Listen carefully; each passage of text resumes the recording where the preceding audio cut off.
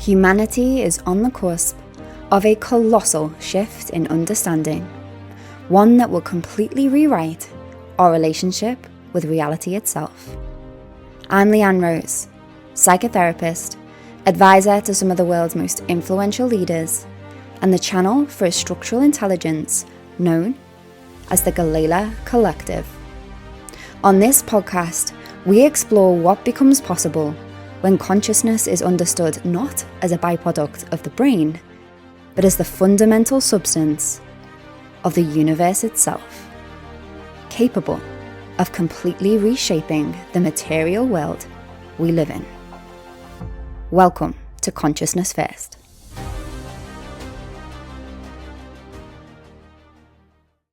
Hello, my loves, and welcome back.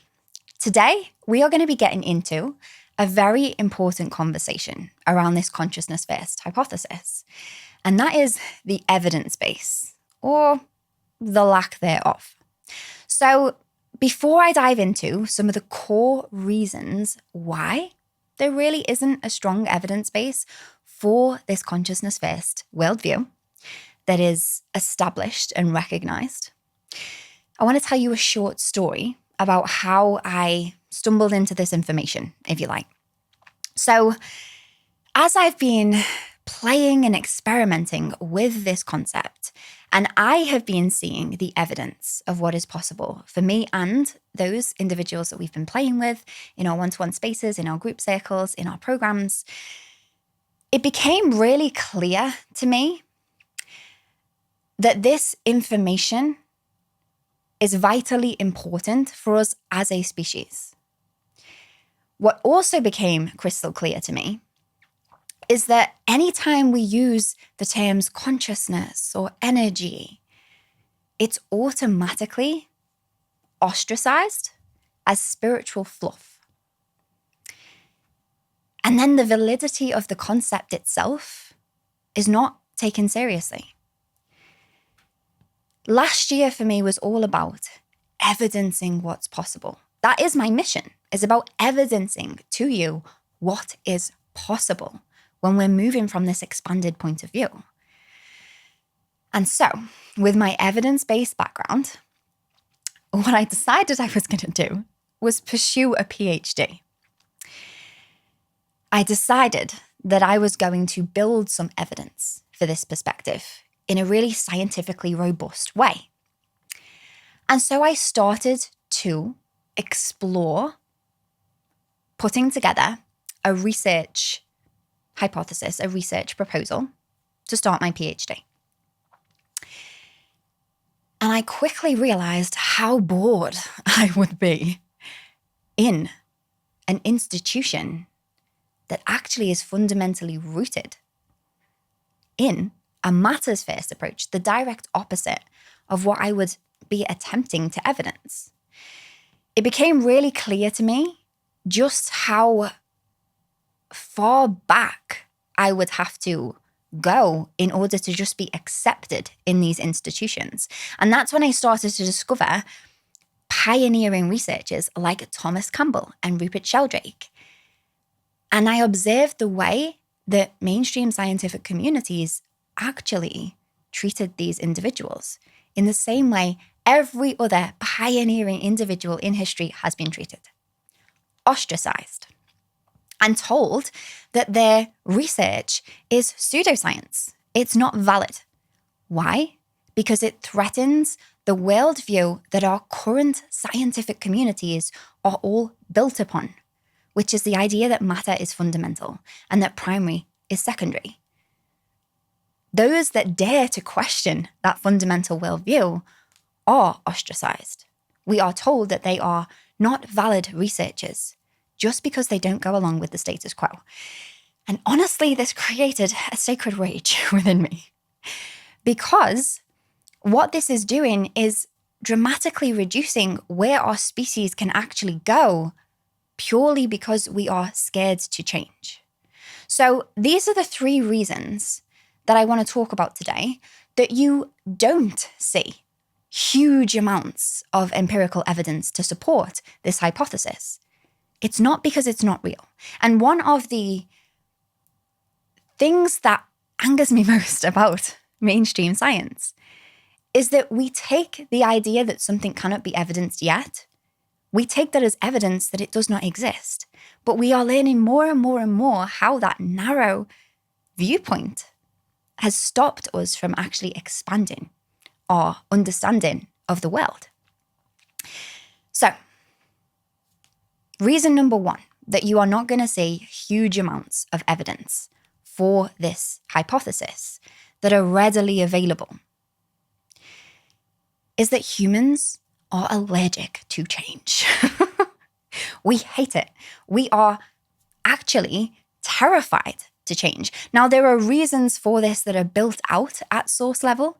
We are actually coded to run from the realization that we are consciousness. As a little side note, a little nerdy side note, this is actually what keeps the illusion of our third dimensional playground alive and kicking. It allows us to play in the illusion because there's a part of us that's fundamentally built in that keeps it going. But that's a juicy, nerdy side note. It is human nature for us to want to push away anything that threatens our fundamental understanding of the world. It terrifies us. A beautiful example of this, recently I was watching a documentary about how the Americas were first populated. And over the last decade, there has been new emerging evidence that says that human beings populated certain areas of the planet much sooner than what we thought.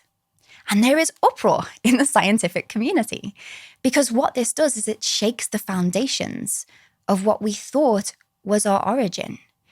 Now, if this is happening with cold, hard empirical evidence that cannot be disputed, that's right in front of these scientists' faces, and they are still resisting accepting it, can you imagine? And this is literally just where we populated the planet. Can you imagine the level of resistance that comes online from huge collective institutions like the scientific community that fundamentally change the way we look at the fabric of reality itself? It's no wonder that we do not want to touch this with a barge pole. It's no wonder. And it's completely understandable. But it's something that you need to take into consideration if you are actually genuinely wanting to explore whether this consciousness first perspective makes sense for you. This is a valid aspect of the conversation. Now, the next 2 points I'm going to make are centered around the concept of the observer's effect. Now, if you Google the double slit experiment, you will learn all about the observer's effect. You're also going to find those individuals that are purely fundamentalists in terms of matter is primary, and you're going to see their perspective on what the findings of this research actually means. They're only going to see it from their perspective. But I want you to be open to the idea that maybe there's more to it. Maybe they are only fiercely protecting their worldview from this really primal perspective of, I need to protect my view of reality. So, what is the observer's effect? Essentially, what it shows us is that matter responds to observation. What this means is that consciousness itself influences matter in a way that we haven't really given credit to before. So what this means in terms of proving a consciousness first perspective is that every single scientific experiment we do, if it's true that consciousness influences matter, then every single scientific experiment we do is influenced by the scientists that are observing the data.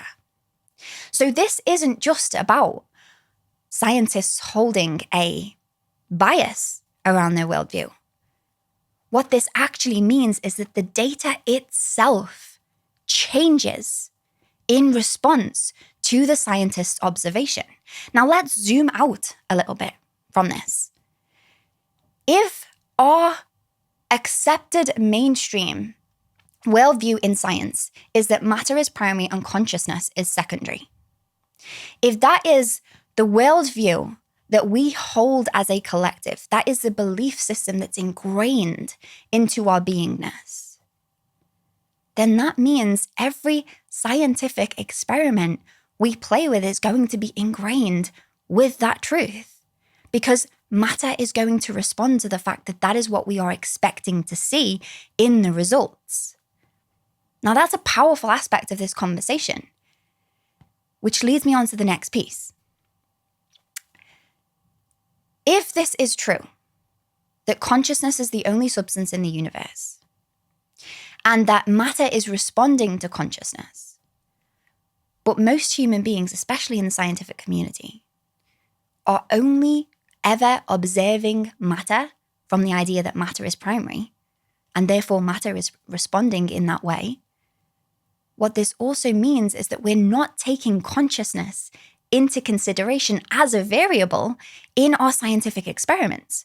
We're not even looking at where this plays out in our research, because we're not even taking it into consideration as a possibility, which means all of the scientific data that we have from scientists that are rooted in this worldview are going to be biased towards this worldview, and not just because they are reading the data from a biased perspective, but because the data itself will actually merge with their consciousness. It is responding to their observation, and therefore the data itself will shift to meet this worldview. Now, what's so important about this is that there are pioneering researchers that are now allowing themselves to open up to the idea of a consciousness-first perspective. And their research, their data is beginning to reflect some of this evidence. But what mainstream scientists are doing is silencing this, deciding that no, this is pseudoscience, it's not real. And this is why the evidence base has been so few and far between. Because those that are allowing themselves to be open to this perspective, and therefore the data can now reflect that openness, because matter responds to observation. And those that are observing are open to the idea that maybe consciousness is fundamental. And so now the data can reflect this. These individuals are not being recognized as valid sources, as valid researchers. If you take anything away from this episode, this is the piece that I want you to take home today. Is that if we are not allowing ourselves to expand our viewpoint, we're not even seeing where our ignorance might be completely skewing the data altogether. And what this does for us as a collective is that it means it shuts off this entirely new approach that not only is, quite frankly, incredible and life-changing, world-changing, it fundamentally shifts the way that we engage with life itself. It allows us to expand into things that we never even deemed possible from our old world set point. What's possible for us as a collective when we allow this to open up is insane. But in terms of you as an individual, there is a reason that you are here listening to this podcast. There is a reason that your system has presented these ideas at your doorstep. If you are a researcher and you are ignoring this call to go deeper and to expand your openness around this, you might very well be cutting yourself off from the piece that you are supposed to embark upon in this huge evolutionary journey into this new paradigm that we're stepping into as a species. So I'm going to end this episode here, but key takeaways for today that I really want you to look at is, where am I allowing the lack of evidence for this hypothesis to inform me of my belief that it doesn't exist? And what happens when I simply allow myself to be open to the idea? Because one thing that I've noticed with this theory if you like, is that this is not a static thing. Once you begin to engage with it and you open up to it, it will expand through you and it will make connections that you wouldn't have even thought to make. And before you know it, you're having all of these crazy, crazy creative ideas that are world changing, not just for you, but for our species. And this is how we are going to change the world, souls. So I'm going to end this one here. I'll see you soon. Bye. Thanks for listening, my loves. Since we're newly launched and we want to get this out to as many people as possible, we've got a super juicy invitation for those of you willing to share this podcast with your community. If you share us on social stories, tag us, and leave a review, you'll be entered into a prize draw to win an exclusive 3-month immersive one-to-one experience with myself and the GC to crack you into this new dimension of awareness. For the lucky winner, we'll be breaking down our super conscious manifestation methodology so you can start implementing this in your life and start manifesting at this level. But every share counts, my loves. And to say a massive thank you to everyone contributing to getting this information as far and wide as possible. If we make it into the top 100, we'll be giving everyone that's shared us and left a review one of our most powerful transmissions. This is one of our clients' all-time favorites, and it's been responsible for some of our biggest breakthroughs and client results. You can find out more about the competition and other ways to work with us in the show notes below. We'll see you in the next one.